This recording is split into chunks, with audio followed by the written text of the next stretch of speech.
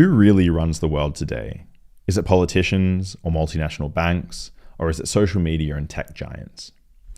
In this conversation, I speak with economist, politician, and author Yanis Varoufakis, who served as the Greek Minister of Finance during the 2015 Greek credit crisis. We discuss how economies crash, the winners and losers of bank bailouts, dysfunctions within the EU, and the real power that politicians have access to in the face of their political rivals and the rising influence of social media and tech monopolies. I'm Shane Farnsworth, and this is the Escaped Sapiens podcast. These conversations are supported by the Andrea von Braun Foundation. If you enjoy what I'm doing, please consider subscribing, liking, and sharing this content. And now, here's Yanis Varoufakis. I hope you enjoy. Escaped Sapiens. Just to make this more pleasurable, though, would you like a little bit of an overview, or are you just happy to jump in? Let's go straight in. Because I was originally going to ask you questions like, what's the you best ask place? Many questions you want. Just don't give me any advance warning. Okay. Feel free to ask anything you want. I don't mind. So what's the best place to go swimming in Greece then? There is a cove on a barren island off the island where I live, which is where I've asked my wife to scatter my ashes when I'm done. I don't even know what it's called because it's a barren island. There's no name, at least not that I know. For me, that's the spot. But I'm not going to tell you how to find it. I'm not going to give you the coordinates because it's a very well kept secret. But why? What's the beautiful thing about the island? What draws you to it? Well, look, we live on an island about a stone's throw from Athens. And because where we are, it looks to the other side of Athens, so we can't see the ugliness of the cement blocks. And we can see the beautiful mountains of the Peloponnese. It feels as if we are a very, very long way from civilization. But we're not. We're only 1 hour's ferry, right? And then, on our little boat, we sail to this tiny island, which is 20 minutes away at 15 knots. And on the other side of that island, there is this little cove with deep blue waters and pine trees coming all the way down to the sea. And that's like being, a million miles away. And it's the human scale. The trees are, my height, a bit taller, maybe double my height. The stones, the rocks, the fish, they're all, as I said, at the human scale. There are no sharks, there are no currents. It is just like it was designed by some divinity for us. So there, that's the best I can do. So when you're dealing with politics and the economy all day, just getting back and being a human for once. I just go there, put some music on, and I am away. I'm in paradise. And also the proximity, the fact that it's so close. I can do this every day almost. So I don't do it every day, but I can do it in theory. Well, especially when you're not anywhere near Greece, you can't do it. But let's jump into the economy and politics then. So there's two real questions I want to ask you, and they're very basic. So I basically want to ask you what money is and who holds power in the world. So these are the two questions, and I thought I'd start off at a very basic level. You've worked as an economics professor, and so what I want to know is, in your mind, is economics more like the study of psychology or more like, say, physics? In your mind? Okay. Big questions. What's money? The best definition of money I've come across is by Karl Marx. He defined money as the alienated ability of humankind. I think it's such a poetic and accurate description, because money, you see, it's a bit like in physics, since you're a physicist, it's a bit like light. For centuries, there were deep divisions between scientists on whether it's a stream of particles or a wave. So you had huge disagreements Newton thought it was particles, Maxwell thought it was waves, Democritus thought it was particles, Epicurus thought it was waves. Until Einstein comes along and says, guys, it's both. Which is very difficult for the human mind to wrap itself around, the idea that it can be both two things that are contradictory. Now, in physics, you can actually prove these hypotheses. You conduct experiments under controlled conditions and you can actually prove it. Money is very similar in the sense that it's got two different natures that seem absolutely incompatible with one another, and yet money is both those things. The equivalent of the particle theory of light for money is that it is a thing, that money is a thing, it's a commodity. Yeah, you have wheat, you have corn that can be used to eat, it can be used to plow the fields in the form of seeds, that's capital, but it can also be used in order to exchange. So you exchange, a pound of corn for a bundle of butter or something. So there is a tendency to think of, especially the gold bugs, those who believe that money has to be something tangible, like gold, like a metal. It must be substantive, not a figment of our imagination, like digital money or paper money. They tend to think of money as a thing, a commodity, a tangible. And then there is a completely different view that money is nothing more than a transferable form of debt. So if you look at archaeological evidence, there is plenty of it, that money did not emerge as a thing, but it emerged as a form of debt. In Syria, in the Mesopotamia, we have evidence that the first form of widely used money were shards of clay with numbers on them.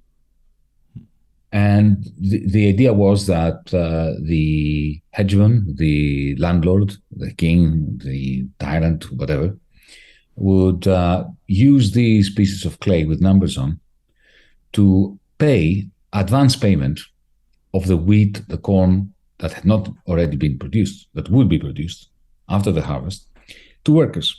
So workers would go home at the end of each day, every week, with one of those pieces of clay with a number, and that's how numbers were invented. That's how accounting happened. This is how writing was discovered or invented. The first instances of writing had to do with these payment systems. So if it had the number 2, it meant 2 pounds or ounces or something of wheat was owed to you because you had worked in the fields. So you'd have to wait for it. Now, the beauty of it was, of course, that you didn't have to wait to cash it in for wheat. You could use these pieces of clay to go to your next door neighbor and say, listen, you've got a goat, can I have some of its milk? And here is, a piece of clay that is like a title deed to an ounce of wheat in 3 months' time. So what is money? Is it a thing? Is it a promise? Debt? And the answer is that it is both, in the same way that light is both. So that's the best I can do in order to introduce our audience to the complexity of money and why I love the definition of Marx that it is the alienated ability of humankind. It's been alienated from us, it's been abstracted, but it reflects our ability to do things individually and collectively. Your second question I forgot because I'm getting old. Well, we'll get into that towards the end of it. So ultimately, we'll touch on what power is. That's where we're going to end up. Okay. Hopefully. Right. We may not, but it depends where we take things. But okay, so this abstraction then. So this is sort of how I picture money as sort of a shared fiction, and I guess the next sort of obvious question that I want to ask is, when our economy crashes, when we go through some turbulent economic times, what's happening there? Is it that the abstraction is breaking down, that our shared fiction is breaking, or is something else going on, sort of at the lowest level? Well, the shared fiction breaks down because promises have been made that cannot be kept. That's what's going on. That's what the crisis is. So, to the extent that the liquidity of an economic system is a form of debt that is transferable, what's debt? It's a promise. Yeah? You give me the pint of milk, and I promise you something at the end of the month. Some wheat, or pounds or sterling or whatever. Now, in the old epochs, eras, you would have war, you would have pestilence, you would have bad weather. That was the cause of the crisis, really. Earthquakes. You didn't have a collapse of economic forces feeding into a kind of domino effect. There were occasions when poverty or overextending a military effort, kings that made too many promises to their people and to their soldiers as to how much loot they would get if they pursue a war together. And then if the war didn't go well, all these promises broke down. But this was not an endogenous economic crisis. It was not a crisis of the economy. It was a crisis of politics. It was a crisis of the weather. It was a crisis of, a military campaign gone wrong. It was the advent of capitalism that gave rise to purely economic crisis. The reason for that is there's been a great transformation somewhere around the 18th century when we moved from feudalism to capitalism. Because if you think about it, under feudalism, the order of play was rather straightforward. First, you had production. The peasants toiled the land. They produced goods, agricultural goods. So that was the production phase. Production came first. Second came the distribution phase. The lord would send the sheriff to the peasants, armed and dangerous, and the sheriff would steal a percentage of the harvest on behalf of the landlord. It was just pure theft on behalf, legalized theft. That's what feudalism was, right? So you had distribution.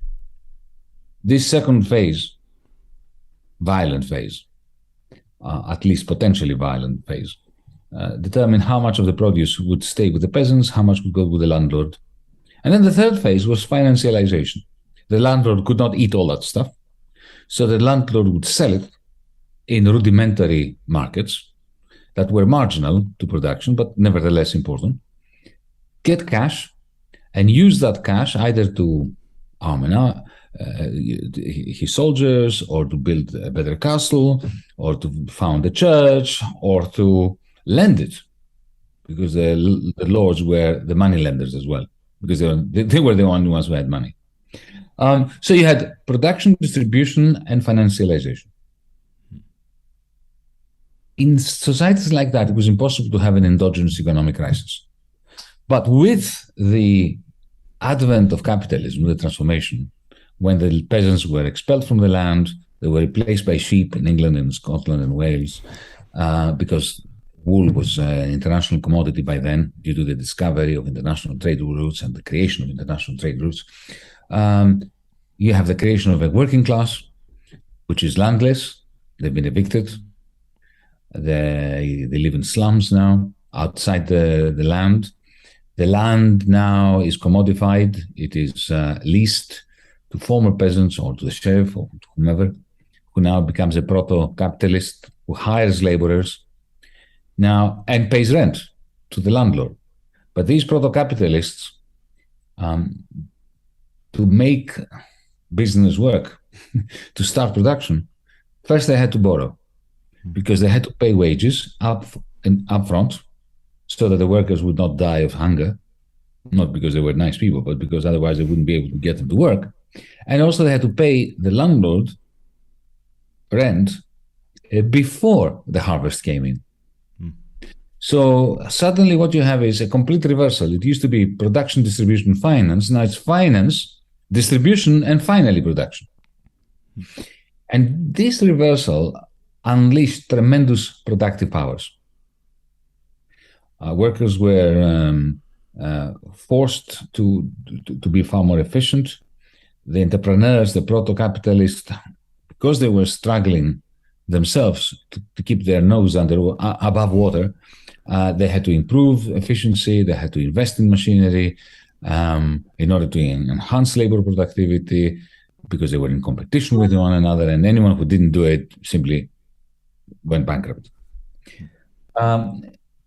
So because finance now is at the beginning of this production process, finance is the linchpin for this new system called capitalism. Bankers begin to emerge as the liquidity providers of the system, the lubricants, the lubricators of the system. And the more this system becomes efficient, the greater the cut that the bankers retain. So the way I've described this is in a book a few years ago, was to say that it is a bit like bankers had time-traveling hands.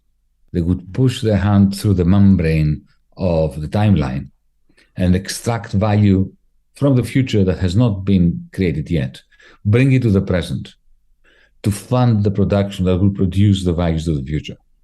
And that, of course, made them central in this chain and allowed them to become very rich. And the more they lent, the more value they extracted from the future to bring to the present, the richer they got. But that meant that at some point they extracted so much value from the future that the present could not deliver it. The present could not repay the future. And that's when promises are broken. Debts are issued that cannot be repaid. And when those accumulate at some point, like grains of sand that you lay one on top of the other, at some point, there's going to be an implosion. And that's an economic crisis. At that point, you have a situation where the alienated ability of humankind is in crisis, it's in a vortex, and you've got unpayable debts. And that's when you have the eradication of debts, because debts that cannot be paid will not be paid. So in 2008, where we had the bailout of the banks, I want to understand sort of how dirty this process was, because if I follow what you're saying, what I understand is happening is that the banks have a whole bunch of assets that they've accumulated that are not good. They're toxic in some sense, like loans that will never be repaid, this sort of thing. And so then the central bank steps in and buys them all out at some price. That's sort of, in some sense, if I understand, you putting the hand into the future. I want to understand. No, it's not the same thing, because you see, when you put your hand into the future, you extract value to bring it in, to produce new value. What happened with the central banks was none of that. It was simply printing money to make failed bets whole. Not the same thing. There was never any productive benefit from doing this. They salvaged the banks by creating money to replace their busted flushes, their busted wagers, their busted bets. I guess then the question that I have is, ultimately, who wins and who loses? Who is it that's paying to buy out those busted bets, the toxic assets? Well, you see, it depends on what's happening in the rest of the economy as well. I'm quite relaxed about, forgiving debts and writing them off. You have to do it. As I said, an unpayable debt will not be paid. So you need to write it off. There are two ways of writing it off. One is to just write it off. Really very simple. Say, okay, And this IOU is going to be torn up because it cannot be paid. That, to me, is the honest and uncomplicated way of doing it. But if you want to pretend that the debt is sacred and it will be repaid, then the only way of pretending that an unpayable debt can be repaid is by constantly rolling it over, lending the busted entity, the failed banker, for instance, money, continue to give him liquidity in the form of short-term, medium-term, long-term debt, so as to allow him to pretend that he is honoring the IOUs that he's issued. Now, again, it really is no skin off my nose whether you excuse him the debt or whether you roll it over. So the question is, what else is happening, however, around this little drama? Because the tragedy of 2008 and beyond was that while we had socialism for the bankers, the central banks were printing state money to give it, almost philanthropically to the bankers. They were imposing harsh austerity on the innocents, on the people who had not done nothing wrong and who had not benefited for years and years and years through financialization, through betting on impossible horses in the financial sector. So when you have socialism for the very few who happen to be the financiers and austerity for everybody else, you end up with a catastrophe that we've experienced over the last 13 years.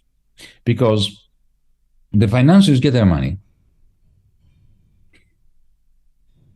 There is the ethical question as well, right? The people who created the crisis get power and money. And the people who suffered the crisis and who never benefited from the makings of the crisis, the many, are suffering austerity. They can't put food on the table. They can't, go to sleep at night because they're so surrounded, so much in the clasps of angst about how they're going to make ends meet by the end of the week. But besides the ethical point, there's a macroeconomic point as well.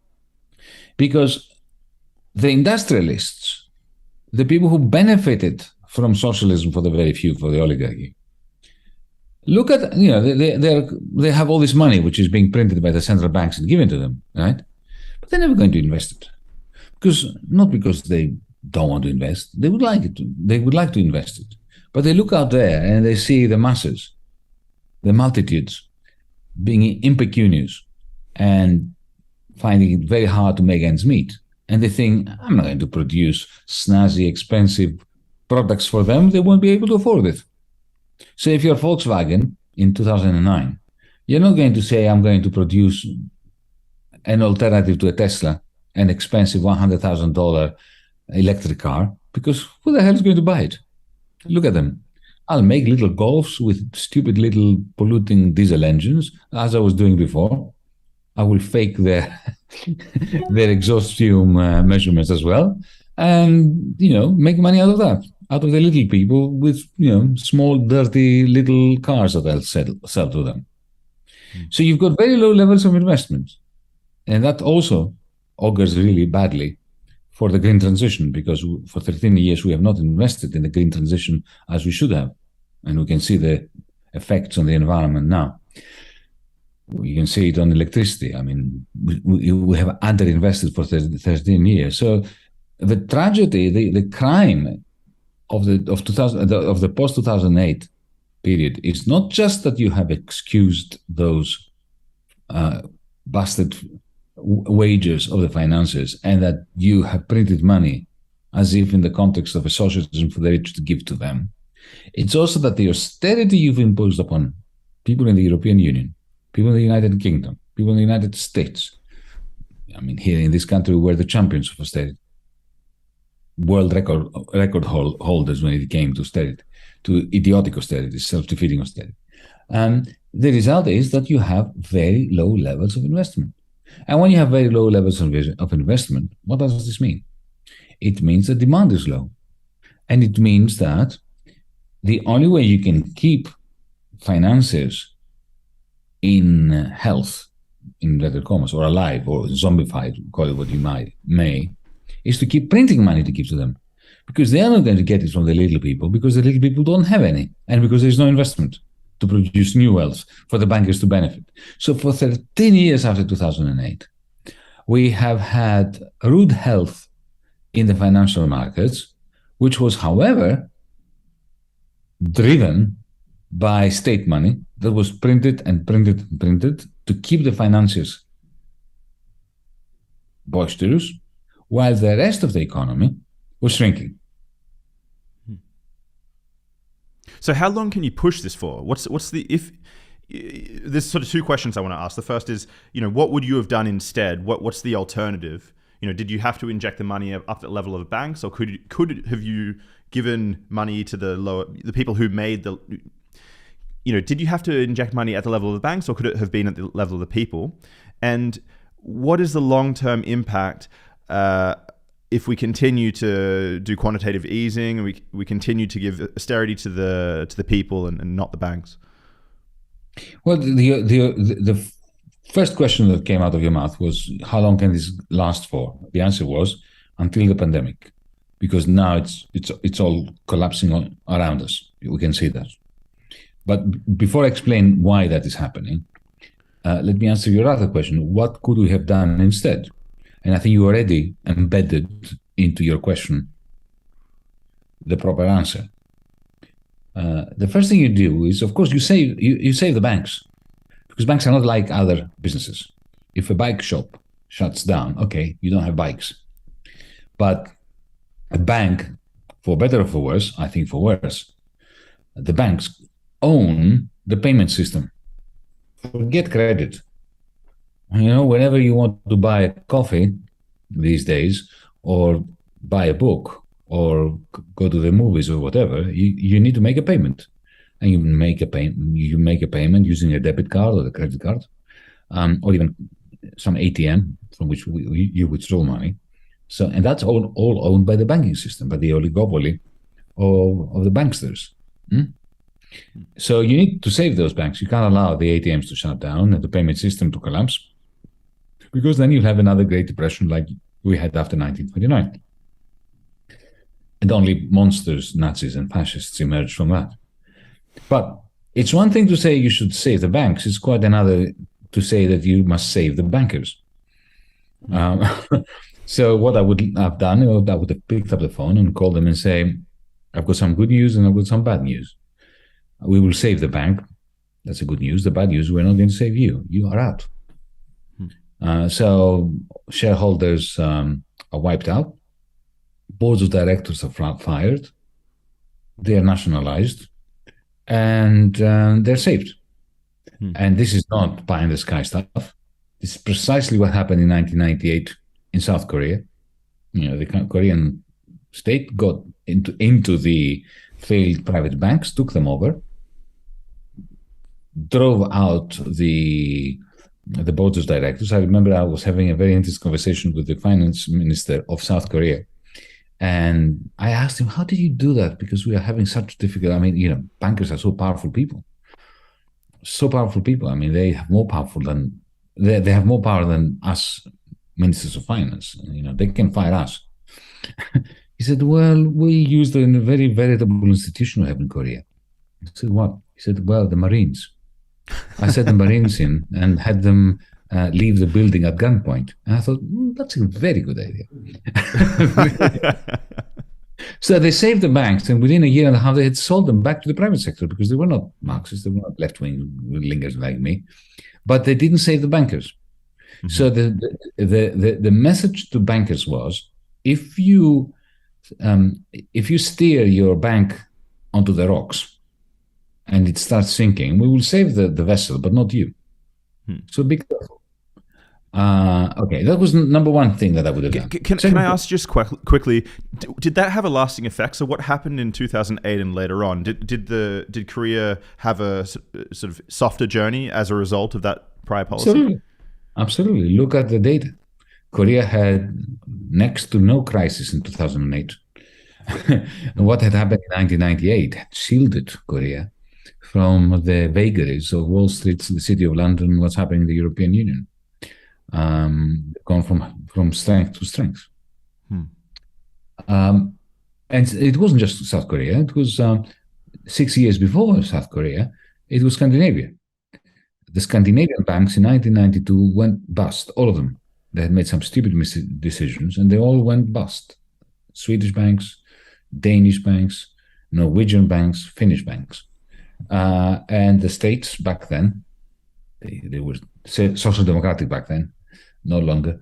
They bailed out the banks, got rid of the bankers, nationalized the banks, and then sold them off within 2 years back to the private sector to different bankers. And they didn't have the same problems in 2008 that the Anglosphere had, as well as the European Union. So that's one thing I would do. Save the banks, not the bankers. The second thing I would do, and you already foreshadowed that in your question, if I wanted to boost demand, I would not give it to the financiers. I wouldn't print money to give to the financiers. I would give it to the little people. I mean, Donald Trump did it. And then Joe Biden continued with the checks in the mail to little people. The Australian government did it in 2009 under Kevin Rudd. And the result was that Australia did not have a recession in 2009 because every household, you probably recall that, got something between 10 and 20,000 Australian dollars. It missed me, unfortunately. I was a little bit annoyed about that. Yeah, all my friends got So, even during the pandemic, when the Central Bank of Europe was printing as if there was no tomorrow, I was warning them. I was saying, you're creating a gigantic bubble in real estate because the money will go from the central bank to the financiers, from the financiers to their mates. Their mates are going to take to the stock exchange or buy flats in Berlin. Asset prices will go through the roof. That will create asset price inflation. That will increase the shortfall, actually reduce further investment. And that's going to shrink aggregate supply of goods and services. And then at some point, some of that money will leak into the economy and there's going to be inflation. And then you'll be stuffed, which is where they are now. So the alternative proposition was, why don't you just send something like 500 euros, I proposed, or 1,000 euros, or 2,000 euros, depending on the length of the pandemic, send it to people's bank accounts. And the most astonishing answer I got from German colleagues, politicians and bankers and so on, is, Jens, we can't do that. So why can't you do it? He said, we don't have the know-how. I said, what? Because our social security numbers are not connected to our banking system. And therefore, technically, we cannot even send them money. We can't do what Trump and Biden did. And I thought, my goodness, this is the state of Europe. The great German efficient state cannot even find its citizens and give them some money. They can take the money, but they can't give it. It's ridiculous. So let me ask, okay, so this makes me think of something else that I'm quite curious about, which is that why is it that we don't, in Europe, we don't have big tech competitors? So for example, there's no, French Twitter. There's no, why is it that on these technical grounds, people seem more competent in the United States? Why is it that you have these, blossoming tech companies that are missing here? Well, the hegemon always produces cutting-edge technologies. Before America rose, almost every important technological breakthrough was made in Cambridge, Oxford, University College London, in Britain. Britain was the empire. It produced the technological advances. Before that, it was Rome. So there's nothing terribly surprising about that. Size also matters. You have a very large economy in the United States. You've got English. You've got the size of America. You've got English. So if you were going to start Twitter in France, it wouldn't really go over that far. Twitter went far because from day one, it was used by us Greeks, by Australians, by the Portuguese, and so on and so forth. And first mover advantage is everything. Mm-hmm. So once you've created Facebook, there can't be another Facebook even in the United States. Even in the United States, if you and I had a much better software for a Facebook competitor, it wouldn't matter, because if anyone wants to join something like Facebook, they will go to where their friends are. So there is the first mover advantage, which is really very strong. Now, the only country that has developed competitors, real competitors, substantial competitors, very strong competitors to big tech is China. But that's because there was a political project to do so. They understood really very well that if the whole of the Chinese political economy and society enter Facebook, Twitter, buy everything from Amazon.com and so on, any possibility of autonomous growth and development in China is gone. Europe never understood that. And, we now are in a kind of semi-war between Europe and America over social media. You've got, the European Commission constantly sniping at Twitter, at Facebook, at Google, at Apple, imposing fines. Ms. Vestager, she does well. I mean, she's right on many of the issues that she's got. But as you pointed out, this is just a defensive war. There is no attempt or capacity of the European Union, despite the fact that we are more than the Americans put together. We're richer than the Americans put together. We have a lot of technologies. We cannot bring it together and create, either a competitor to Amazon.com or to Alibaba in China. So with every crisis and every technological advance, Europe falls behind both China and the United States of America. It still surprises me that you say this because, we had, for example, MySpace, which was taken over by Facebook. And I guess now Facebook shares are really tumbling in the last weeks. And I guess TikTok is sort of rolling over YouTube. So there are examples of other tech companies rising up. But Chinese. So you think is Chinese. It's not European. That's true. That's true. But do you I can't think of a single European one except Spotify. Do you think the EU is taking appropriate steps then to break up these monopolies, or no? You think they should go further, or how should they help companies in their own sort of domain develop competitors? How about having a lobotomy to begin with and starting afresh? Because the situation with the European Union is beyond a joke. They have completely failed to rise up to the great challenges of the time.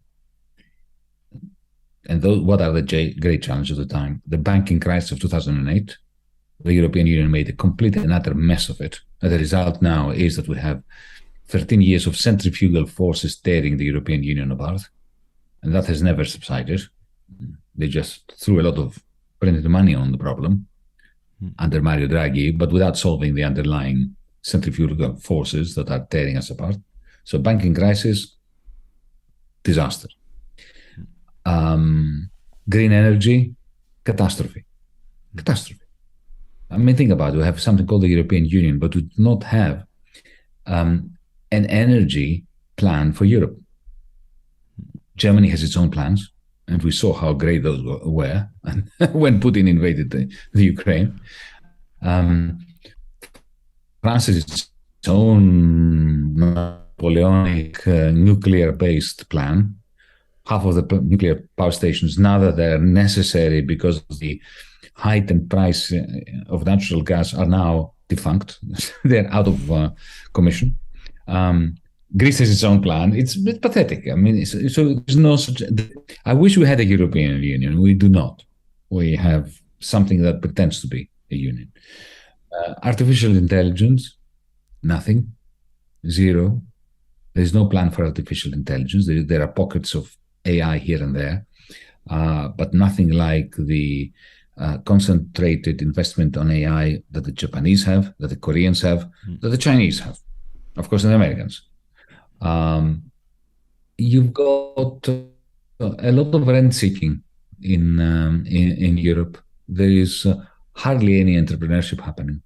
They're all, the big wigs are simply trying to extract whatever value has already been created without producing new value. And we do not have a government. We have a bureaucracy whose job in Brussels is to behave like the bureaucracy of a cartel. The nearest analog to the European Union Commission is OPEC, the Organization of Petroleum Exporting Countries. They have a bureaucracy. Their purpose is to coordinate the activities of the different countries with a view to simply maximizing the extraction of rents from the rest of the world. But this can never be the source of innovative thinking about creating new values. It's only innovative thinking about how to corner existing markets. That's what the European Union Commission is. And whenever they have a good idea, because there are some good ideas that come out of the Commission, since I remember in the 1990s, they've all been vetoed by Berlin. All of them, every single one of them, in some European Union Council has been vetoed by Berlin. And if not by Berlin, by one of the handmaidens of Berlin, because sometimes Berlin doesn't want to be seen to be the bad guy or girl, in the case of Merkel. So they ask the Slovak or the Dutch to veto it on their behalf. So then what does the US have that the EU is lacking? What is it that makes the US function, which doesn't allow the EU to function a similar way? Common debt. Treasury bills. The Treasury, the US Treasury. We have a central bank here in Europe, and they have a central bank. But if you think of how we constructed it, it was as if constructed by morons in order to serve slaves. Because what we did, we created a central bank without a state behind it. There's no state that can have the back of the European Central Bank. And you have 19 states, now it's 20 states, that use this central bank for the money, but cannot rely on it in case there's a banking crisis to bail them out, because it's by its constitution, it's not allowed to bail them out. So they had to bend the constitution of the ECB, the charter of the ECB, in order to bail them out. But to do this, they had to get permission from Berlin to do it. So it's a catastrophe. It's exactly what Alexander Hamilton in the United States was trying to avoid and succeeded in avoiding. A situation where you have different states, different former colonies, supposedly one country, but without common debt. Common debt is everything. It's what binds states together. What binds the British together is not so much, the royal family.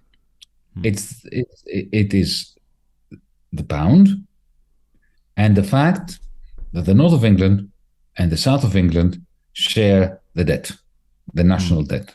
That's what gives substance to countries, along with languages and traditions and conventions and all that jazz, as they say. I don't want to sound too conspiratorial. You mentioned that the system is created as though by morons, but could it be that it was constructed in this way to force federation further down the line? Is there some sort of intent behind a system which seems not to work currently, in your mind? Look, there were some smart people who thought of the euro and the European Central Bank in those terms. And one of them was Mitterrand, President Mitterrand of France, François Mitterrand, in the 80s and 90s. I have it on good authority, I've written about this, because a friend of mine was in the room in 1992. when the Maastricht Treaty, which is the foundational treaty of the euro and the European Central Bank, was signed. There was a discussion between the president of France, François Mitterrand, and the president of the European Commission at the time, Jacques Delors, who was a friend of Mitterrand and who had been his finance minister many years before, with a friend of mine in the room. And Jacques Delors, representing the European Commission at the time, was trying to convince the French president that it is important to have two pylons, two legs for the Eurozone. One should be the central bank to guarantee monetary stability, and another one should be something like an investment ministry or a treasury that would borrow on behalf of the whole of Europeans, or the whole of the Eurozone area, in order to invest. So there would be the stability leg and the growth or development leg, which of course meant a political union. It meant that if you have a common debt, you have to have common rules. You know, who borrows. You need to have a common parliament or parliamentary process to approve the common debt. And François Mitterrand turned around and said what you said.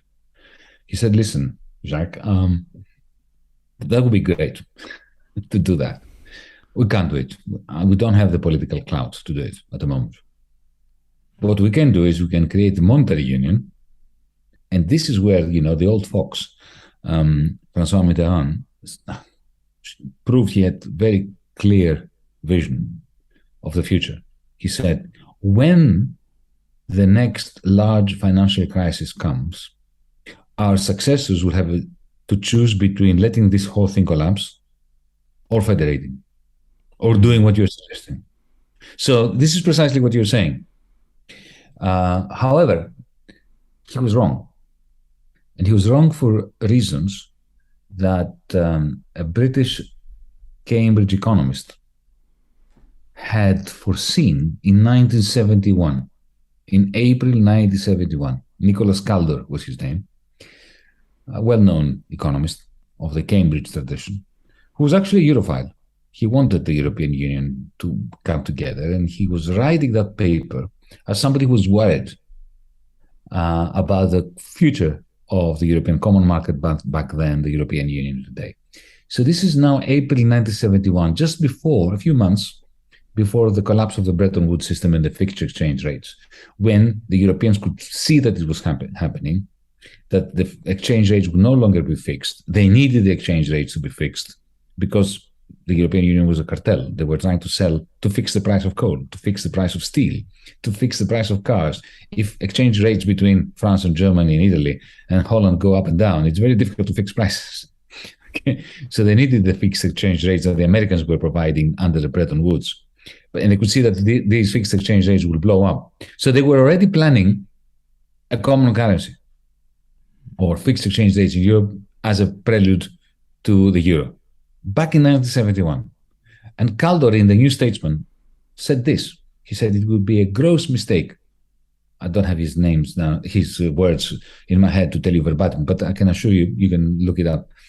I've republished that paper as well in my books, in a couple of my books. He said, if we make the mistake of thinking that through a monetary union, we create a stepping stone towards federation, we will have killed off, maybe those are not the words he used, we will have annulled the possibility of a political union. Because, he explains, a monetary union without a political union is like putting the cart before the horses. A monetary union without a political union and common debt is going to create a gigantic financial crisis by itself. And when it hits, we are going to suffer massive centrifugal forces, politically, socially, at the level of discourse, and the Europeans will not be able to politically to unite after that. And I think that this is exactly what happened. I suppose you're alluding to the rise of sort of right-leaning politicians and Not just. Look, after, when when the banking crisis happened, it started in Wall Street, as it usually does, like 1929. It started in 2007, 2008 in Wall Street. Then very soon after that, we realized that the French and the German banks were kaput, gone. Okay. A domino effect starts. Once the German and the French banks are bankrupt, they can no longer roll over the Greek government debt, the Italian government debt, the Irish government debt, because this is they were the banks that were lending those states. And then there is, of course, a feedback loop, because once there is the front page of newspapers is full of news of the Greek state's bankruptcy, and everybody knows that the Greek state owes 120, 130 billion euros to the German banks and another 100 to the French banks, then that makes the position of the French and the German banks even worse. And then what happens is, then politicians start pointing accusatory fingers at one another. The German politicians are pointing their fingers at the Greeks. You messed this thing up. It is because you were so spendthrift and because you sang and played the bouzouki under the sun in the summer and it didn't work.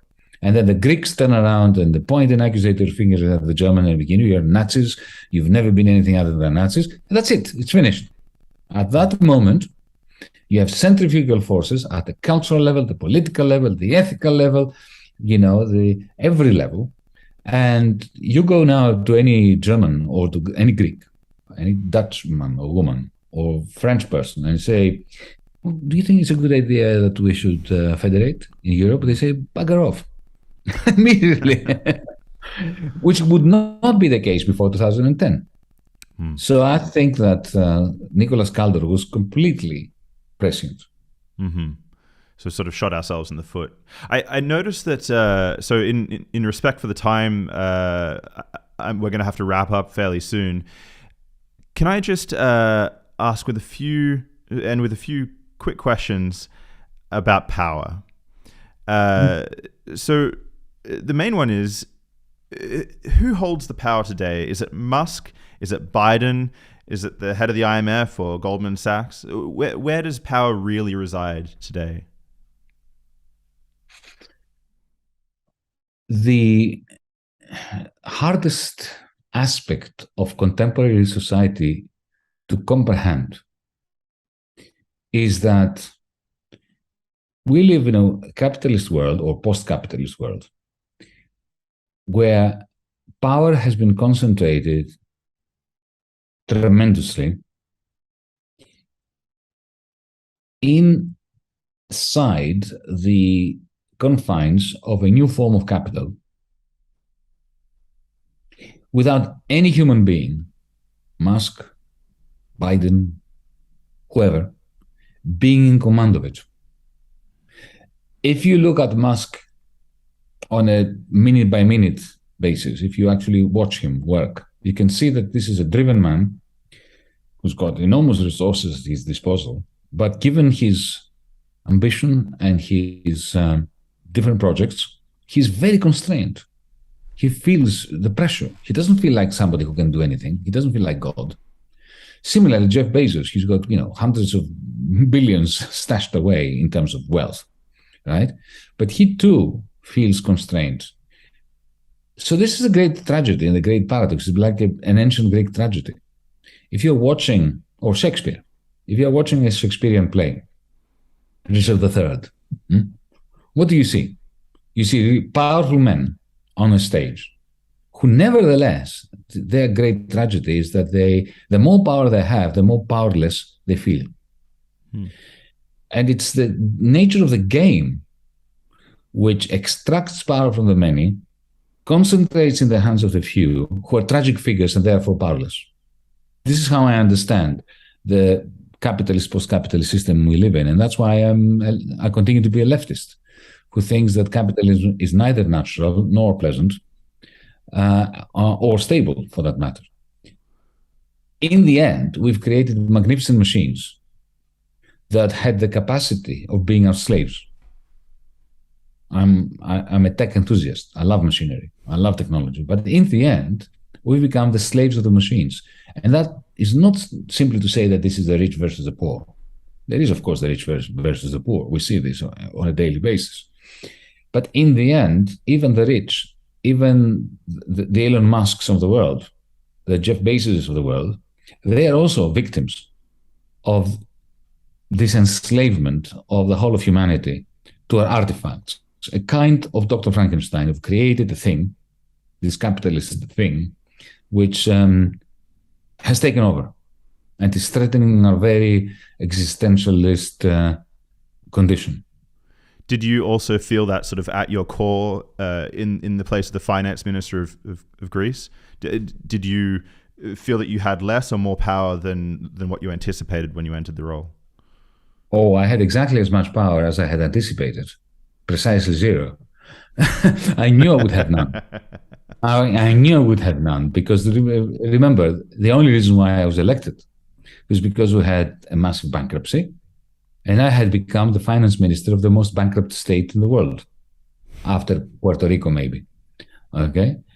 So I knew that I wouldn't have any power. The only power I had was the power to say no. Not to put my signature on another credit card on behalf of my people. And that's why I was so demonized and so despised by the powers that be. They could not believe that I had the audacity not to take their money or credit cards. So let me end by asking you. I mean, you took the job, so you must take the job. It was a moral imperative. Well, yeah. So let me end by asking. It's actually sort of two questions. How do you decide, as a Marxist or a socialist, which trenches to die in? So for example, do you buy shares? Do you shop in Amazon? You know, where do you decide on moral or ethical grounds? No, I'm not going to go down that path. So that's the first question.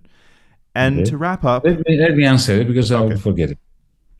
Firstly, I don't buy shares. I have a natural antipathy and ideological opposition to share markets. That's why in my last book, which was a science fiction novel, another now, where I try to imagine a different world, there are no share markets.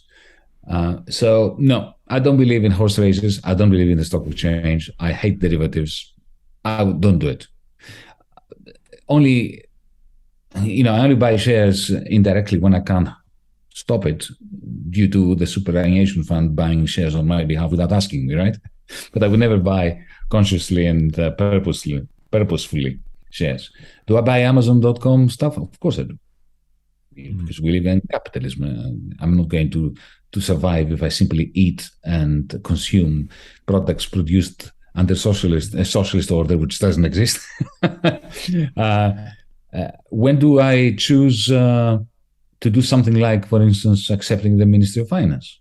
Well, that election in January 2015 was the election of a political party that had risen from 4% to almost 40% in 2 years as a result of a popular rebellion against the dead bondage of whole people. The reason I said yes was because for 4 years I was criticizing what the powers that be were doing. My proposals, similar to what I was discussing with you about what to do with the banks, what to do with furlough wages, how to empower the many. These proposals were accepted and embraced by a young man who was going to be prime minister, a very improbable prime minister, because as I said, up until 2 years before, he had 4% of the vote. And people were eating out of rubbish bins as a result of this enslavement, dead bondage. It was like Greece had become like a Victorian workhouse. And I was elected. I didn't think I was going to, affect the transition from capitalism to socialism or anything stupid like that. I had one task that I wanted to accomplish, and I was planning to resign the moment that task was accomplished, or the moment I realized I could not accomplish it. And the task was to haircut the Greek debt so that we no longer took more credit cards on conditions of further austerity that forced more people to eat out of rubbish bins. So that's when my ethos tells me, do it. This is a job that you should try to do, even if the probability of success is low. So let me finish by just asking you simply, what makes you happy and what makes you look forward to the future? What is it that really drives you and gives you hope? Well, besides being with the people that I love and then listening to the music that permits me to forget who I am. For me, good art, good music, good cinema must help me forget who I am. That is, I need to lose myself in it. So when I lose myself in good stuff that other talented people have created, I think at my happiest. And that's why I'm married to an artist as well. But more generally, I'll give you the answer that Captain Picard gives in the next generation of Star Trek, which is, of course, a major source of philosophical insights for me, because I'm a Trekkie. I don't know whether you know that. I'm a fanatical Trekkie. When he's asked, so they find in space, in one of the episodes, in the very last episode of season 1, they find some frozen people from the 20th century, industrialists who froze themselves and had their bodies covered in space in case they're rescued and fixed and cured in the future. Of course, this happens 24th century. And one of these unfrozen businessmen from the 20th century says to Picard, so you have no money here? There are no markets? Everybody gets what their basic needs covered. So what do you do? What's the point of your existence? And Picard says, my friend, to improve yourself. I think anything that you're doing to improve yourself in a self-motivated way, you play the piano a little bit better, you write a better article, a better book, you learn how to appreciate a beautiful sunset, more maturely than you did the previous day or the previous year. That's the stuff of life. You make the world just that little bit more beautiful. Yanis, it's been an absolute pleasure. Welcome back anytime. Thanks for coming on. Thank you, Shane. That was fun.